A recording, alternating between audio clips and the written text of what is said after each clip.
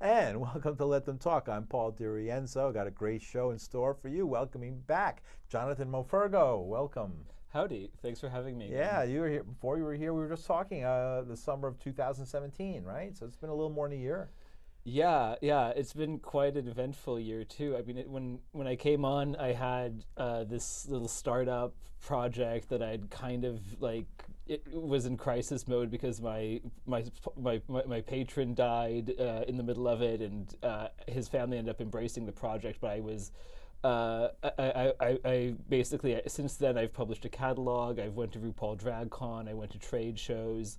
I traveled the country and England selling these things. And yeah, it's better to just sit at home and publish a catalog. But now I'm doing my first ever art show at the Leslie Lohman Museum of Lesbian and Gay Art. In Soho. It's going to be the first time I actually see every style of scarf I've ever made all displayed at once, and it's going to be the first textual explanation of what each style means and the names, and yeah. So, and it's basically everything that didn't go into my catalog is going into this show.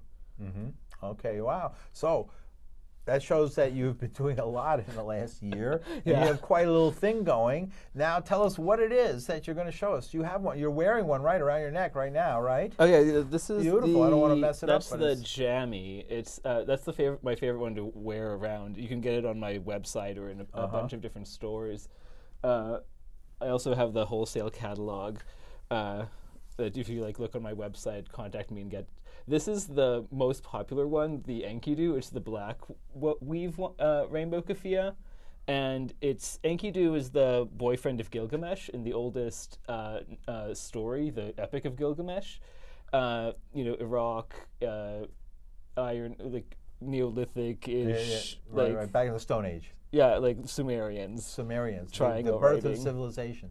Yeah, it is the oldest novel. It's written in cuneiform, and most translations plainly state that they were a homosexual couple, or not monogamous. But in any case, so an Enkidu represents the balance of nature and society. And it's also cut with black. So that's let's hold it out so folks can see. You want to grab one end of it? Yeah, so I'm based in New York. Beautiful. So, this is great. Let people see it. New York is what people generally buy black. What are the colors? What are the colors? What are the colors representing? Okay, so I use this. Gilbert gave me the permission only to do the six-color rainbow. Let's tell everybody who Gilbert. Gilbert was on this show many times. By the way, that's upside down. The red is up. Oh, the red is up. Well, let's do it right then. So I was friends through political activism with Gilbert Baker, the inventor of the designer of the gay pride flag. Right, and he was on the show several times. I don't know if everybody listening now, unless they really are super loyal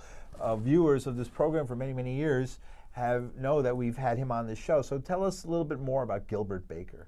So he did the 78, the original gay pride flag. It had 8 colors in it. It was called the Unity flag because it was supposed to be unifying all these identity politics groups. Then he came out in 94 for the Stonewall 25. That he was commissioned by Heritage of Pride to do a mile-long flag, and because of the constraints of acquiring all the same shade of all those colors and all the stitching, it became a 6-color flag. He ditched the pink and the light blue, and he gave me the die numbers and the blessing to do. He wanted me to queer the keffiyeh. He was with me on the politics and disrupting the narrative and the symbology around keffiyehs. He loved that. That was what Gilbert was all about. Yeah, right. Disrupting the symbology. And I love that he was the developer. I don't want to say he's the inventor of the rainbow flag. In many ways, he's often referred to as the Betsy Ross of the lesbian, gay, transgender, queer movement. Right, but he was pragmatic. He was never an ideologue. He was never a grandstander on any specific sub issue. He always looked. He was a hippie. Yeah, he was having fun. I met him at the Yippie headquarters. He was a total hippie. I mean, he was on the show once with Charlie Beale. Dana Beale was here last week, actually. I think he and Vince are coming to my show. Oh, great. Charlie, and he was the art director for Milk. And Milk is the story of Harvey Milk, who was the first elected gay representative in San Francisco and the whole United States, who was brutally shot down by an ex-cop. Yeah, Dan Brown. Dan White. Dan White. I got the color wrong. This is a color expert here. And Right. Dan White, right? And they had White Night. Yeah, and Dianne Feinstein sucked in that situation too. No, Senator Feinstein, right? But then that's how she became mayor. She was mayor back then, right? Deputy. She was on the Board of Supervisors. She sucked then too. And, Along with or Harvey very Milk. overrated, but Right, that's interesting. That's a little known fact. She was on the Board of Supervisors in San Francisco, along with Harvey Milk. Harvey Milk was assassinated, no. and she went on to Congress. How that 78 time period, that flag ties to my flag is that led me to make intersectional flags. So I realized that that if I made two flags going, like there's a warp and a weft in weaving, and so in order to make the rainbow intelligible, it only goes in one direction, the warp, and across it I cut it with another color. Yeah. So I started cutting it with the trans flag. So I got the light blue and the pink back in there without dishonoring like. Is that yours that you're wearing right now? No, this is the jammy. It's shades of black and gray, and it's and white, and it's it's very. It was designed to be relatively op art. This is one of the intersectionals. It's I think like some kinksters in the audience will see it.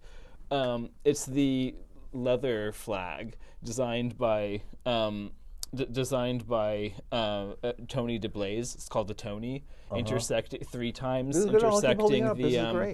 intersecting the pride flag, which is going 6 times or 5 times across the other way. So it's 15 flags in there. Color TV. Yeah. This is great, man. We got great colors. This is great color. This is my second least colorful scarf, and it's the second most popular in New York. And it's a favorite of Jewish grannies who go to food and music festivals. Oh, really? I don't think any of them. Beautiful. Yeah, it goes with blue jeans. It goes with black. So it's good for New York, and it and people have no idea that most of them I don't think realize that it's a S&M reference. Why is it an S&M reference? Because what is S&M? Sadomasochism. But what's sadomasochism? So we're getting into extreme sexual minorities, but like that's cool. That's cool. Just because people don't know these things. The interesting thing about S&M is that all the leather stuff is in Chicago because of one person centralizing all the leather community stuff, and it's the leather flag, not the kink flag. Like leather chaps and stuff like that. So that guy was Tony DeBlaze, so that's who the scarf is named after.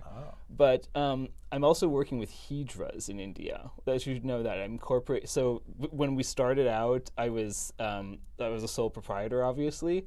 But then I decided like halfway through that it's not really going to be a company because I care more about the mission than and the process. What is the mission?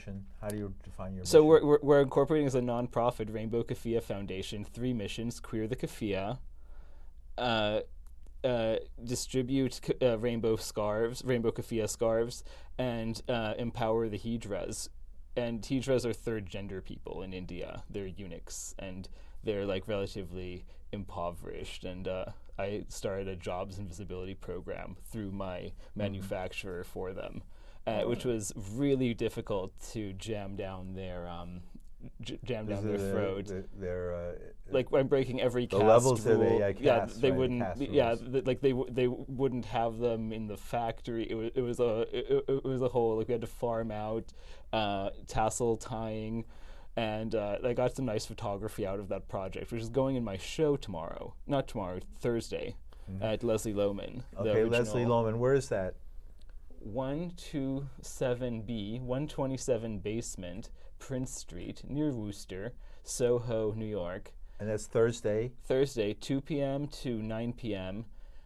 In that basement, it's the original Leslie Lohman Museum space, who's the Leslie Lohman? It's Museum? The only museum of gay art accredited by New York State. There's like 5 or 6 gay museums. New York has the only gay art museum, and they're giving me on coming out day, which is Thursday, their experimental space, the original gallery, which is where Quentin Crisp was like the grand master, or the kind of like the master of ceremonies. Sure. Quentin Crisp, really? Yeah, so that's his like that was the gallery that he curated, sort of in the 80s and 90s.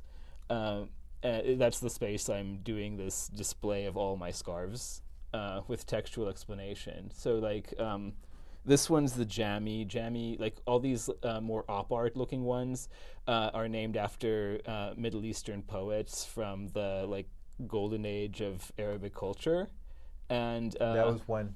When was the golden age of Arabic? Like jammy, I think is from the 1200s. I have a nuwas for Abu Nuwas, who I think was earlier, like 10, like around 1,000. Right. The time of the Crusades. Yeah. When the Westerners tried to come and smash it all up. Right, where when the Muslims were like the gay tolerant, mellow people, right? And the Christians were the fundamentalists. Well, if the Jews didn't kill their prophet, as the story goes. Right. Yeah, right. So I have like a lot going on. In this show, I'm also going to have some Artemis Smith material because her home in Long Island is my main storage facility for the scarves. I also have a Scooter LaForge portrait of myself on a T-shirt from 2010 that I thought like that inspires some like textile art. So I'm including that. There's some experimental scarves when we were trying to figure out the shades of pink. So all the different shades of pink, eventually I made into a Marsha pink plaid Johnson scarf. Really? It's like this is now all of these scarves, you said, oh, this is great, and I love this. I'm going to go back to this description, but it was interesting that what you said earlier, that these are keffiyehs, and you want to make keffiyeh gay-friendly keffiyehs. Is that it? So I define what queering. What is a keffiyeh? Tell people what a keffiyeh is. It's the oldest woven garment. It's cotton woven in a square with some kind of fancy stitching or fancy weaving around. I do minor diamond weave. Like if I wanted to change the shape of my weave, I would have to pay $500 for a textile engineer to move the tiles, or not the punch cards on the 120-year-old loom that my workshop in India operates on. Now, I'm just thinking the keffiyeh, that's the garment made famous by Yasser Arafat. True. I mean, Yasser Arafat. But yeah, he appropriated it specifically to a Palestine context. And his sunglasses. Right, and I'd like to disrupt that narrative and the discourse by like trying to refocus this garment back on solidarity with the human rights concern, not a hybrid. Right, because other rebel movements, I've seen photographs of IRA, Irish Republican Army guys wearing leather jackets and machine guns wearing a keffiyeh around their face. Right. It was Che Guevara who I think was the crossover point, but by the time of the... He wore it. Yeah, by the 80s, it would just become fashion, like French runway models. I had a couple. I still have them. I don't wear them anymore because they're not in fashion anymore. Right. You wore them with your leather jacket. Well, I think they are coming back in. For this winter? Yeah. But this style, my website, much more... tahrirscarf.com, TAHRIR. Oh, say, wait, let's step back again. What are you saying? What is Tahrir? I'm telling them where to go get them. Yeah. Okay, tell them. Well, Amazon's good, but also tahrirscarf.com, tahrirscarf.com. And then that's the way that the money most efficiently goes to me, and then goes to funding my manufacturing and like little hippie programs I have going on for third gender people. In India, right? So these are manufactured in India. Yeah. And you've gone to India and you talked to people? No, I've never been. I arranged this all. Like they think I'm like the bossiest person. Like, well, my grandmother was in the room when I was talking to my fabric broker, who's the grandson of the loom master. Yes. Who weaves these things, and we were talking about making the multicolor tassels. And it was a 2-hour conversation that involved me breaking down and screaming twice. And my grandmother commented, "Wow, that's the most patient man in the world that you're talking to." And and he was, right? Yeah. We're still working together, and I pay him when I can. He trusts me. So these are handmade. Yeah, those tassels are hand done. It's a dying art. These are the tassels here. Yeah, these are hand and done. all those knots along the edging, that's also hand done. All this is hand done. Yeah, and the loom is operates on punch cards. Like the automated loom is called a jacquard, and that's the oldest computer. It was invented like in the 1780s. Yeah, looms were always like that. Even in the 18th century, they would have notches on sprockets, and then it would. So grandfather's grandfather fought for the British in World War II and got to import a surplus used loom at the time, and it's been 100 years, and just the loom's still there, and that's what we're doing. Right, really. And so, how did you find these people all the way in India? The internet is that Alibaba, and then we moved from Alibaba to Gmail, and WhatsApp, and everything's been sort of like experimental mail order. So what's premiering at this art show also is a bunch of intermediate designs, a lot of them with different shades of pink, because I had Gilbert gave me the dye numbers for the 6 colors. Like the trans colors I kind of had to figure out. What are the dye colors? What do you mean by dye colors? It's very interesting. Vexillography. Well, okay, so like there's a couple of different systems of textile dyeing, but there's a book you can get of all the different threads with the numbers, and I don't actually have that book. He sent me a picture, and we had to like discuss on WhatsApp which numbers look right versus the lighting maker, versus right. my laptop screen versus my cell phone screen. Like how it took a lot of negotiating to get the right colors. So that even though you were not actually the person making them, you were intimately involved. Yeah, I found developing. I found a scarf company that was already making really the most colorful keffiyehs. The reason that they're usually only 2 colors is that the more different colors you have to put in to weave, the more expensive the whole process becomes. And so that's why there aren't that many similar products.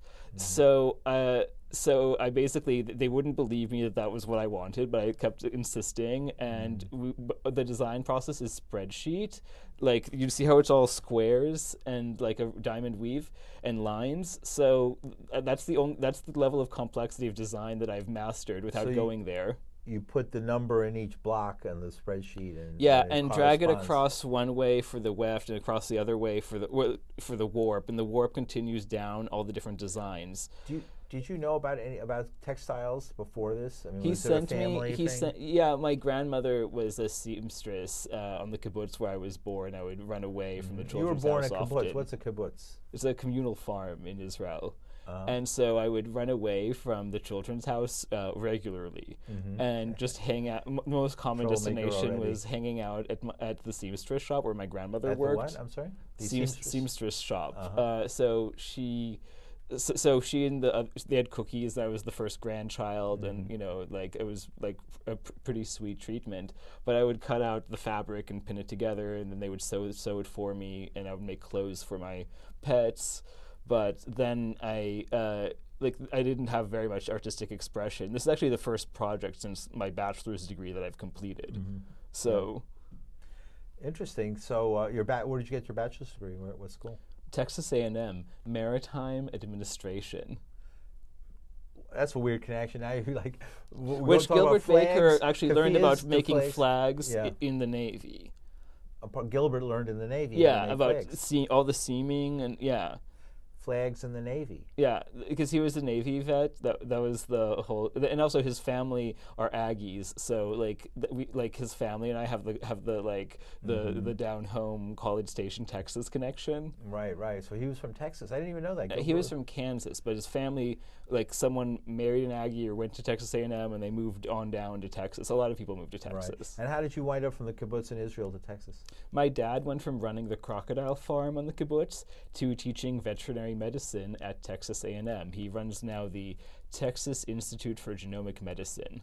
And what part of Texas is that? College Station. It's next to Texas A&M University. That's north of Dallas, right? It's on the road north of Dallas? No. It's the triangle of Houston, San Antonio, Dallas. We're in the center of the triangle. Okay. It's the largest metropolitan area with no highway connection. It's suffocating. All right, it's hard to get out of there. It's country roads in and out. I've been through there. Several times. Yeah, they put the college there, the agricultural, the land grant college, to be as far away from a population center and still accessible by rail. Wow. So you grow and then how did you meet? How did you meet Gilbert? Through our buddy Dana Beal, and actually no, I'd met him. Dana was on the show last week, so I met him a couple of times protesting, but then I was working on an inflatable protest balloon with Dana for a year. Were we protesting marijuana laws? Or? Yeah, it was the Deschedule Cannabis Now giant inflatable joint. And Gilbert had a history of making inflatables for rock concerts and for staging things in general. Yeah, he was amazing. He was, as I said, they call him the Betsy Ross. If you know, Betsy Ross was the person who. The story has an apocryphal story that she sewed the first American flag. Yeah, as opposed to what is his name, like Commodore Halbert or you Captain might know Halbert more about it than me, right? The runner-up in the New York in the flag design lived in Sag Harbor in the house that my great aunt trashed. That now became a. So you have a family connection, you're saying, to the founding of the American flag. So you really are. No, to the runner-up of the design behind Betsy Ross. And it's not even like a cute story about a woman. It's like a guy that was a captain in the army, and he that was the flag that was flown at Saratoga and all the New York battles. But they never it never took off in Philadelphia. So you have Betsy a connection Ross. Through your ancestors to flags, right, and that's my America. Great aunt whose home I store my scarves and the Constitution. We're always arguing about. Yeah, and it's in her place. She's she came up with the phrase "come out of the closet" at the 1964 or 65 North American Conference of Homophile Organizations. I assume you self-identify as a gay man. Yeah. When did you? No, I converted to metagender and queer.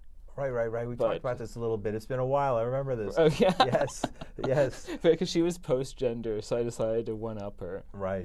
So where gender doesn't matter, it's of no is post, but I think that's like not really like postmodern. That's not actually real. Like I think like meta is more real. Like just take the best you can. So like it's convenient in most cases to pass for a male, but like.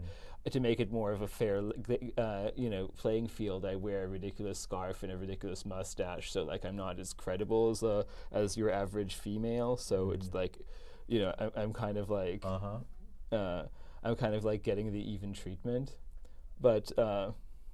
Like I really do think like the ridiculous mustache that I've been wearing for 3 years negates male privilege. Well, it fits you. Oh, really? Negates. That's why you wear it, because it negates male privilege. It's very similar to Salvador Dali's mustache. Like the horse has a cart next to it. I'm not sure how they got together, but that's those are the. It's very southern, but you're from Texas. I mean, by way of Israel, you're a Texan basically, and I grew up there. They have mustaches like that, and I still have people texting me about Beto O'Rourke.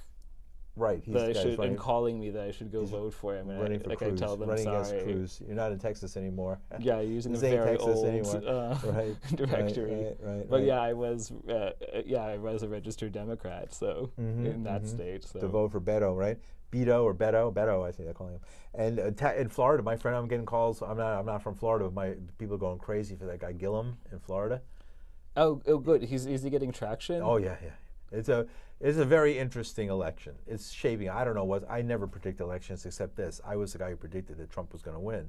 Oh yeah, right. Yeah, I couldn't believe you. I couldn't believe it until well into the next day. Right, that Trump won. But I had a funny feeling he was going to win. And first of all, I know that Michael Moore, who said Trump was going to win, is right. But I said it before Michael Moore, even I think on this show, even. And why did I feel he was going to win? Oh, because. I just know this country, man. I grew up here. I've been all over. I've been in 49 of the 50 states. Okay, so the guy that I did the cross country. I have this friend that he has a big van that has a built-in. It has like a bedroom or like a living room in the living room and a front room for driving. In the living room, it has a built-in screen printing setup, and the place is also set up to convert into a store.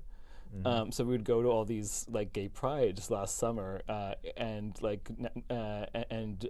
after New York Pride. So we saw in Montana, we saw the fireworks of 4th of July. But so we went all across the country, and he because of driving back and forth, he was not surprised at all about the election results because he. Yeah, and people told me there was. I teach English as a second language sometimes, and I had students who were Russian. And this young Russian woman, very beautiful, very intelligent woman, dressed to the nines, used to come to my class and sit there. And she told me straight up, she lived in, she was staying in New York, but she lived upstate New York, and she said Trump's going to win. Yeah, right. It's exposure. In a Russian accent. She said, you know, the Russian people, and she also said the Orthodox Jewish and the Russian people upstate New York are going to make sure Trump wins. Is what she said to me. If you're in full-time protester land, right, on like within the Democratic primary process, you generally are not going to meet that many like red people, so you don't know. Who know how much money they're pouring into everything and how much power they really have. You know, these are folks who control whole towns upstate New York, and they were saying we're going to deliver this country to Trump. Yeah, I mean, I think like New York wasn't like a swing state, but like I was shocked about Pennsylvania. No, they were involved because I had this one guy on this show actually, and he wanted to talk so much and tell secrets of what was going on. And and then he cut himself, like he looked around like this, like they're gonna, they might silence me if I tell you the truth. Oh, let's plug the Leslie Lohman show. Yes. Because enough about the election. Well, we're living. Well, in times. It's been 2 years now. So yeah.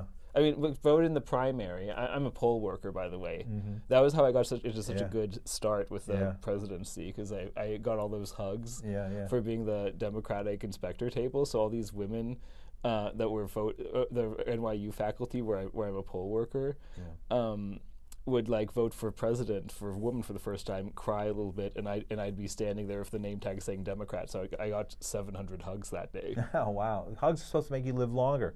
Yeah. So tell us about the event, where it's going to be. You're showing. 127B Prince Street, Leslie Lohman Gallery. On Coming Out Day, my great aunt's going to have stuff there. She coined the phrase "coming out" in a queer context, and I have she won't be there. Her stuff will be there, posters that she made, and then it's going to be like this immersive tunnel of rainbow textile with labels explaining queer history. My brother says it's like it's like queer heritage woven in textile, and then there's going to be a photo shoot, because I'm going to print out art cards of the different scarves, and I'm going to photograph people wearing them against the white wall for that project. All day long from 2 p.m. until 9 p.m. Great. In the last 30 seconds, what do you expect to gain from this, Johnathan Morpurgo? Oh, well, I mean, like I have a legit fashion line, and now I'm a legit artist. So, but politically, you want to achieve something. You said you want to change the whole way people look at keffiyehs. Oh yes, I want it to become. I want to queer the keffiyeh, which means make it a symbol of solidarity with human rights and liberation and empowerment for sexual and gender minorities everywhere. Thank you very much. Take care. See you next week.